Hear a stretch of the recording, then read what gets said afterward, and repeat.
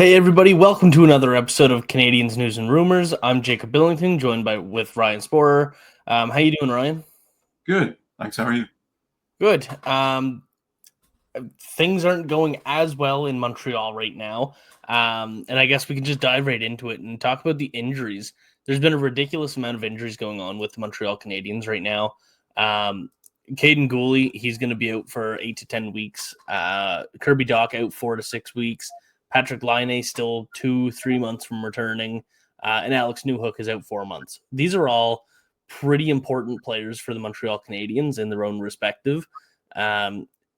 What kind of impact are these injuries going to have on the Montreal Canadiens? Well, just really testing their depth at the moment. A guy like Joe Veleno, who the Canadiens signed as a unrestricted free agent after he was bought out by the Kraken, I believe, or not qualified. I feel like he was brought in as a 13th forward and have him kind of sent to your fourth line, which is what happened last game. It's just not. It's not what the Canadiens had planned. Jake Evans was kind of marked for that role as a fourth line forward, and now you're having him as your third line forward. Head coach Martin St. Louis has been known to play him as a second line forward at times, and that's just less than ideal. At the start of the season, the Canadiens had the luxury of being able to play Patrik Laine on the fourth line, and now it's just kind of like wishful thinking that could happen again. I do believe that Kaiden Guhle on the back end is the biggest injury of the bunch, just because the Canadiens have given up a lot of shots in recent weeks. And as a kind of all-round defenseman with strong defensive instincts who kind of complemented Lane Hudson well on the second pairing, you're kind of relying on Jayden Struble to carry that load over an extended period of time. And I don't believe it's really working out. Yeah, and I mean Jayden Struble, I think he absolutely deserves a spot in the NHL, but maybe in that role isn't the best spot for him right now. And unfortunately, the Canadiens they don't have the more options to pull up on the left side right now. Right now, they've got Struble and Xhekaj, and that's going to have to do. They've got some other younger players in the lineup, like Zach Bolduc has been on the top line, Oliver Kapanen on the second line with Slafkovsky and Demidov. Do you see this as a good opportunity for them to thrive, or do you see them kind of in over their head right now? I mean, Bolduc is someone who started the season very well with, I believe, 3 goals in his first 4 games or something along those lines. He's since gone cold playing online with Kirby Dach, again injured, and Brendan Gallagher. For him to have been put on that top line with Nick Suzuki and Cole Caulfield, St. Louis had to take Juraj Slafkovsky off it, which I personally do not agree with. I feel like that first line was one of the few things working for the Canadiens, or at least it was working more than anything else. It's kind of like Bolduc got benched for all intents and purposes the previous game on that top line, unable to really get much going. So it is an opportunity, but it's up to him to make the most of it. And I think he has a talent. I personally thought he might be a better fit on the Demidov line, where Newhook, who had kind of he had a good first season with the Canadiens with something like 34 points in 55 games. Last season, he had 26 points over an 82-game schedule. So for him to have had 12 points in his first 17 games, it spoke to him making the most of his opportunity playing on that line. And I think Demidov's playmaking, which can only be considered elite at this point, would work wonders for Bolduc. But, it depends on how St. Louis does up his lines. Yeah, and you mentioned Newhook, like that's a huge loss for the club. He had 12 points in 17 games this year. He was on pace to have like his best season, which is what everybody was hoping. I mean, he's only 24 years old. He looked really, really good when he got drafted. won the cup with the Avalanche, played in, I think, 12 of those playoff games. Like, he's a guy that should do more than the 26 points that he posted last season, and he was doing that. And it's really, really unfortunate for him that he went down. Unfortunately for Canadiens fans, they're getting used to that with Kirby Dach. It's for better or worse. I mean, are you concerned about like the long-term outlook for Dach? Do you think that this is like last straw? Yes, unfortunately. I mean, he's going to be a restricted free agent, so the Canadiens could theoretically retain his rights. But I just don't. I don't see them extending a qualifying offer to the. I may be wrong, but I don't see them doing that if he's not able to put it together and stay healthy. Like at this point, he's coming off 2 season-ending knee injuries in a row. Like there's only so much you can expect out of the guy, and this was the guy you acquired, gave up a lot for, in the form of a first-round pick that became Frank Nazar for the Chicago Blackhawks. You're expecting Dach to become the second-line center. Now, for all intents and purposes, he's the third-line center, and it's just not going according to plan. So I think there comes a certain point where the Canadiens have to assess the situation objectively and walk away if necessary, because you can't devote what has become a top 9 roster spot to someone who, in my opinion, isn't really being as productive as someone else who could jump into that role. Yeah, and they do have lots of options. Even if they may not be NHL ready yet. The Canadiens have an unreal prospect pool. Their core under 23, 24 years old is unbelievably good. They do have the depth to weather this kind of storm. They might not get the same results as they were to start the season. So they started the season 9-3-0, and now they're 1-3-3 in the last 7 games. How concerned are you? Is this based on the injuries, or is this them coming closer to reality? Now, they're definitely a better team than a 1-3-3 team. Do you think that they are closer to a 9-3 team or a 1-3-3? They're closer to. I mean, I don't think they're the team that started off the season like they did, but I do think they're closer to that team. Talking to Matthew Zator, I in our season preview video, he asked me to give a hot take, and I said that I believe that the Canadiens would end up with home ice advantage in the first round.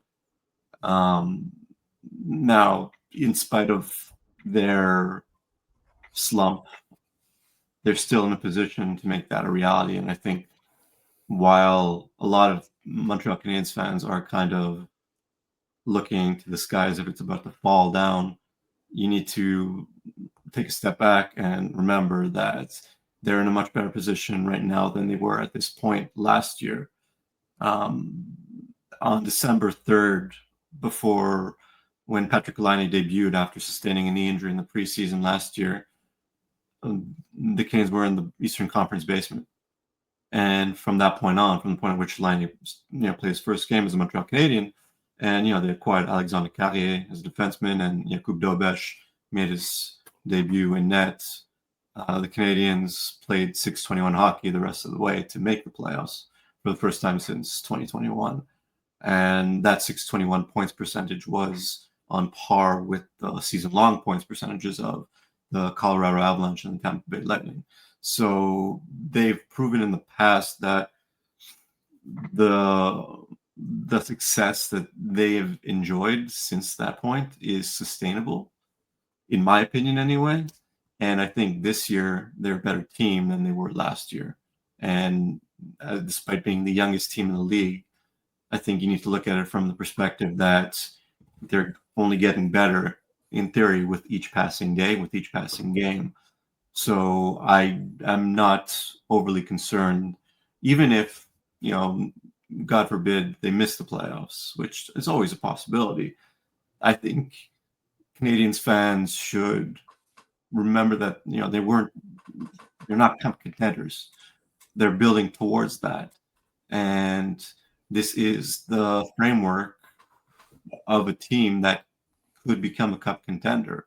they're just really young. And yeah, their depth is being tested to its extremes at this point. But at the end of the day, like, this is a good team on paper, and they're only getting stronger.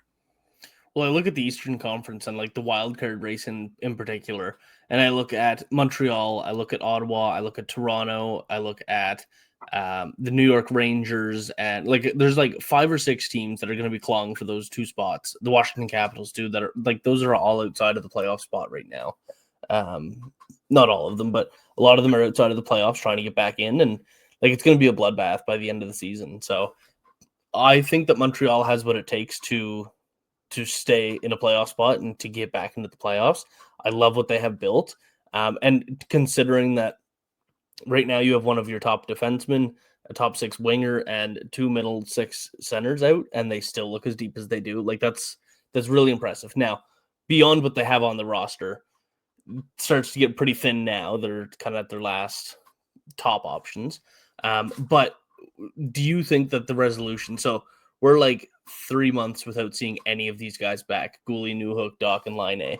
Do you think that they need to make a trade, or is this an opportunity for these internal pieces to really take over the team? So we already talked about Bolduc a bit, but like guys like Kapanen, is he going to be really relied upon?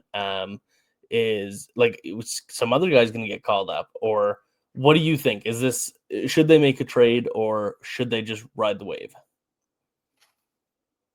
I mean, it depends what the trade is. That's the question. I mean, I do believe that, a trade is worthwhile. I don't believe that the Canadiens have faith in Kirby Dach to become that second line center anymore. And I'm not 100% sold that Kapanen is the answer, even though he's, to his credit, producing much higher than was anticipated heading into the season. I think that, again, has a lot to do with Demidov, but let's just agree, or hopefully you'll agree with me, that the Canadiens could probably use an upgrade from a second line center perspective. So if there's a trade to be made and a player who fits the profile of someone that the Canadiens could use is made available, then yeah, I think General Manager Kent Hughes will pull the trigger. And I think that's the biggest hole that the Canadiens have right now. So I'm looking like, there have been rumors, for example, that the Canadiens could inquire about Steven Stamkos. I don't think that's a fit for myriad reasons. Same thing with like Nazem Kadri from the Calgary Flames. Like, I think that while the Canadiens could theoretically acquire a veteran, it has to be a veteran with a low risk contract, and the Canadiens shouldn't commit to someone with more than however many years left on their deal. So I look back to someone like who fits the profile of like a Dylan Cousins, who the Ottawa Senators acquired from the Buffalo Sabres last year. I'm not saying, of course, that Cousins is available, so I'm just using him as an example. That's the type of young player that Hughes has shown a propensity to acquire, someone he would be interested in, someone who fits that profile. Right, and I think that would be a huge thing. The last thing that I'm going to ask you about is the goaltending. Right now, it's been a pretty even split between Dobish and Montembeault. Is that the way things should be? Should they keep splitting games, or should they lean one way or the other? What are your thoughts? This is just speculation on my part, but I think if, based on past history, if Martin St. Louis had his way, he would lean on Montembeault right now, because in his mind, I have to believe that he's the number one. But I think the Canadiens need to look at the big picture, and Dobish has the potential to be a number one goalie in this league, maybe not a top end number one. And he often gets looked past because Canadiens have Jacob Fowler playing with the Laval Rocket right now, and he's widely considered to be one of the best goaltending prospects in the world. And no disrespect to Fowler, but there is kind of a level of disrespect thrown Dobish's way. I think the Canadiens shouldn't look past him, and they should devote give him game, enough game so that they don't look past to developing him, because he could be the solution. That's he's fallen back to earth somewhat statistically since his hot start to this season, but I still think he's been more solid than Montembeault, and I think that the Canadiens need to get out of this hole. I think they need to maybe ride Dobesh a little bit more, enable Montembeault to find his bearings, because while he's had good moments, I think the bad has outweighed the good, unfortunately. Yeah. The Canadiens are in a tough spot in a lot of ways, but they have the luxury of having so many options that are working for them. Obviously not over the last couple of games, but at least they're getting points out of their losses. So that's a big thing for them to stay in that playoff race that we talked about. But Ryan, thank you for joining me. For everybody watching, thank you for tuning in. Make sure you hit like and subscribe if you enjoyed the video, and share with your friends. And we'll see you on the next episode of the Hockey Writers News and Rumors.